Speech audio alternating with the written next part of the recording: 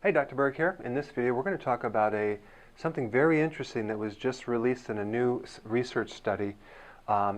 It had to do with something called an endocrine disruptor. I have to define that word first. Endocrine disruptors are anything in the environment that is like a chemical that mimics or disrupts the endocrine system, and it acts like estrogen, which is very cancerous. That would be like pesticides, insecticides, herbicides, fungicides, and those chemicals have a tendency to create fibroids, cysts on your ovaries, cancer, and sex organ problems like infertility. Okay? So this little message I want to talk about is a chemical called glyphosate. And glyphosate is the active ingredient in Roundup, that weed killer that Monsanto sells. So you might say, well, I don't use Roundup in my yard. Yeah, but it's used in all the genetically modified foods, because one of the purposes of making genetically modified foods was to make them resistant against Monsanto's Roundup Ready weed killer. So they can then spray these on their genetically modified foods, which would be like most of the soy in the US, the corn, the canola, and the wheat. So these are the big ones, but there's a lot of other ones. They're even making cows genetically modified to produce more milk. And unfortunately in the US they passed laws to hide this labeling, so you don't really know if you are getting genetically modified or not. I'll show you how to figure that out, but generally it's hard to find out if you're having GMO or non-GMO. Now, what's the significance of this one chemical? Well, they found out that it will trigger breast cancer in parts per trillion, not per billion, parts per trillion. That is a very small amount. So just to give you a comparison of how small that is, let's visualize this. Let's take 600 train cars, okay, of fluid, of water. And let's say we took these train cars and we dumped them into a huge bucket, a gigantic bucket.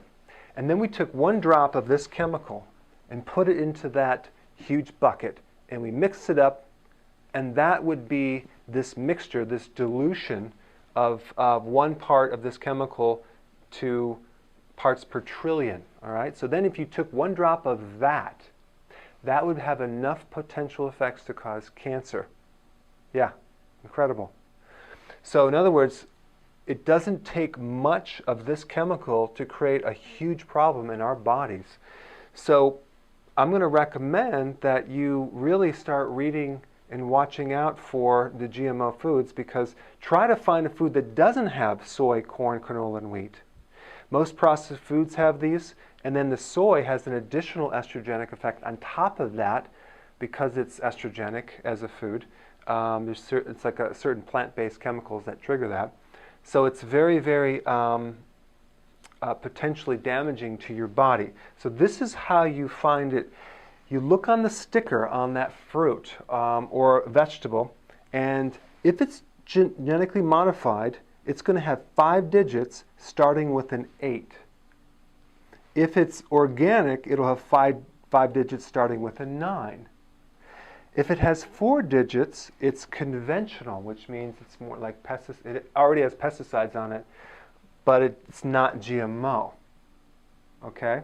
So that's how you determine if something is differentiate between the 3 right there.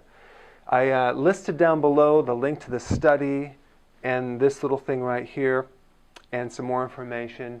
And so definitely spread this video out to your friends and family, because this is a situation, especially the amount of women that are getting fibroids and breast cancer. It's crazy. And you know, it's like, don't wait for them to do something because they're not doing something. They're very politically strong, and I don't think they're going away anytime soon. All right, so I'll see you on the next video.